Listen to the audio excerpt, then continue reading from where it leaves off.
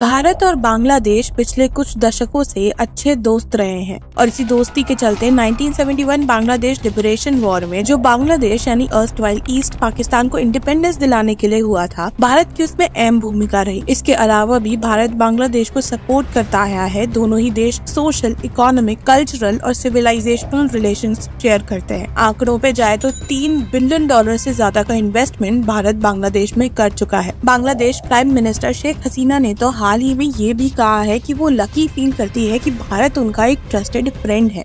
Well, India is our trusted friend during our liberation war. They supported us. Maldives issue पे भी बांग्लादेश भारत के support में खड़ा रहा, लेकिन ट्विस्ट ये है कि बांग्लादेश में एक एंटी इंडिया प्रोपेगेंडा फैलाया जा रहा है, जो कि भारत के लिए एक पोटेंशियल रिस्क है। ये गैम्बल काफी बड़ा है। चलिए आज इसे डिकोड करते हैं। Let's begin.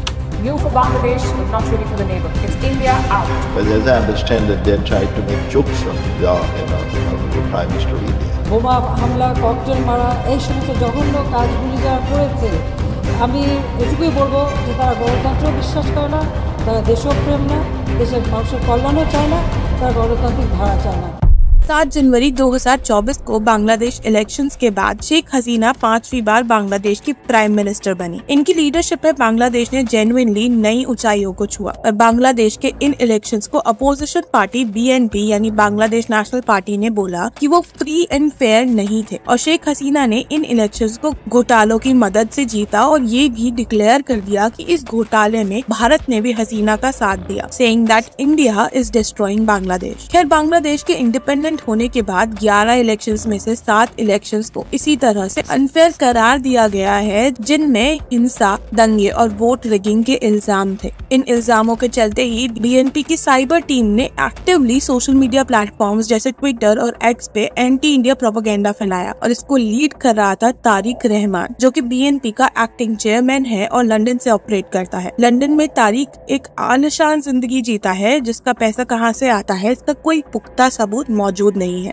तारिक रहमान जियाउर रहमान का बेटा है, जो कि पाकिस्तान आर्मी में एक बड़े लीडर थे और 1977 से 1981 तक यानी इनके असैसिनेशन तक बांग्लादेश के प्रेसिडेंट भी रहे। 1965 में भारत के अगेंस्ट पाकिस्तान के वॉर में भी जियाउर रहमान अहम भूमिका में थे। पावर में आने के बाद जियाउर रहमान ने बांग्लादेश में इस्लामिक रेडिकल माइंडसेट को प्रमोट किया, जिसके तहत बांग्लादेशी हिंदुओं को भयंकर सप्रेशन और वायलेंस झेलना पड़ा। 1971 का बांग्लादेश मैसेकर एक ऐसा जेनोसाइड था जिसने 3 मिलियन हिंदुओं की जान ले ली। 2001 में जियाउर रहमान की बीवी खलीदा जिया ने इलेक्शंस जीतने के बाद BNP और अपने सपोर्टर्स द्वारा करीब 150 दिन का वायलेंस कैंपेन चलाया हिंदुओं के खिलाफ, जिसमें एक जुडिशियल कमीशन के हिसाब से 18,000 केसेस ऑफ मेजर क्राइम्स दर्ज हुए और 1000 हिंदू वुमेन का रेप हुआ, जिसमें से 200 केसेस गैंग रेप के थे। इसके बाद करीब 5 लाख हिंदू इंडिया आ गए। As a matter of fact, US court ने BNP को एक टेररिस्ट ऑर्गेनाइजेशन भी घोषित किया है। 2004 में तारिक के थ्रू शेख हसीना के असैसिनेशन का भी एलिगेशन है,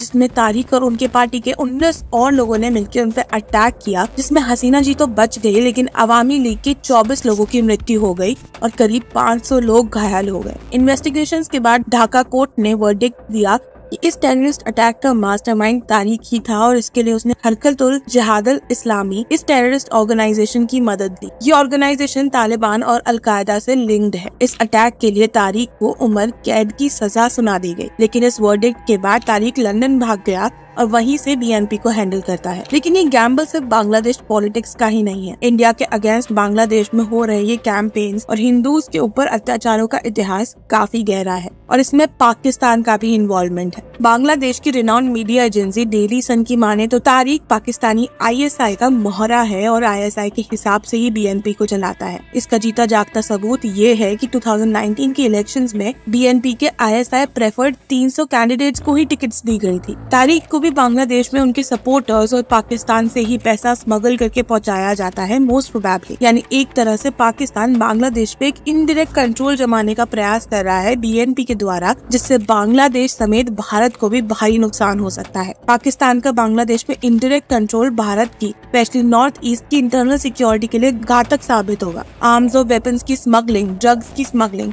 टेररिज्म और इंसर्जेंसीज कंडक्ट करना सब कुछ पाकिस्तान के लिए भारत में इजी हो जाएगा। पाकिस्तान इनकी इस्लामिक रेडिकलिस्ट आइडियोलॉजी भी बांग्लादेश को भारत के दोस्त से भारत का दुश्मन बना सकती है या एक दूसरे पाकिस्तान के फॉर्म में बांग्लादेश को सामने ला सकती है अगर इस सिचुएशन को संभाला नहीं गया, और ये संभव है बेहतरीन नेशनल इंटेलिजेंस, सिक्योरिटी प्रोटोकॉल और डिप्लोमेसी से। अगर आपको ये वीडियो इन्फॉर्मेटिव लगी हो तो do subscribe to the channel and hit the like button. Share the video and your feedback in the comment section. Jai Hind. Thanks for watching.